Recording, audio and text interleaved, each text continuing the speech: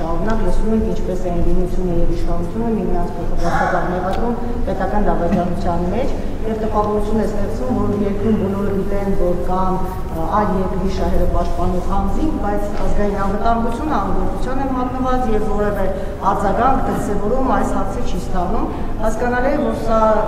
շարունակում է բաժանել հանրությանը սպիտակների եւ սևերի եւ ընդառաջ 26 թվականի ընտրությունների կարող է նաեւ արճակատման հանգեցնել։ Ինչ պիտի անենք այս առումով, արդյոք ազգային անվտանգության դիրքորոշումը եւ գործողությունները պիտի այլ բնույթի լինեն, քան այսօր մենք նկատում ենք։ Նախ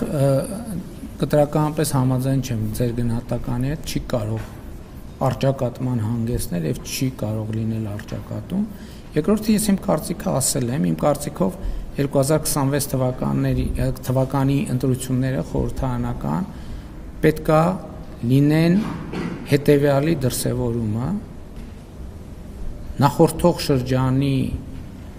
այն քաղաքական էլիտայի բոլոր ներկայացուցիչները, ովքեր Հայաստանը առաջնորդել են եւ տարել են դեպի թակարդ եւ պահել են թակարդում, այդ ընտրությունների արդյունքում բոլորը պետքա դուրս մղվեն եւ այլևս քաղաքական դաշտում տեղ չունենան։ Սա իմ կարծիքն է եւ ես համոզված եմ, որ այդպես էլ տեղի կունենա, որովհետեւ այո, ես էլ գիտեմ, մարդկանց հետ շփվում եմ, մարդիկ արդեն զզվել են այդ նախկին ներկա, չգիտեմ, բանից բանավեճերից, քննարկումներից եւ մենք էլ չեմ ասում, որ այդ խոսակցությունները ցավոք հաճախ դուրս են գալիս քաղաքական բարեկրթության տրամաբանությունից եւ մենք նաեւ կուսակցության ֆորմատով ենք քննարկում ունենում, որ մենք պետք է այնուամենայնիվ արդեն դուրս գանք այս տրամաբանությունից եւ քաղաքական կյանքի նորմալ կանոններ պետք է հաստատվեն Հայաստանի Հանրապետությունում, որտեղ հայհոյախոսությունը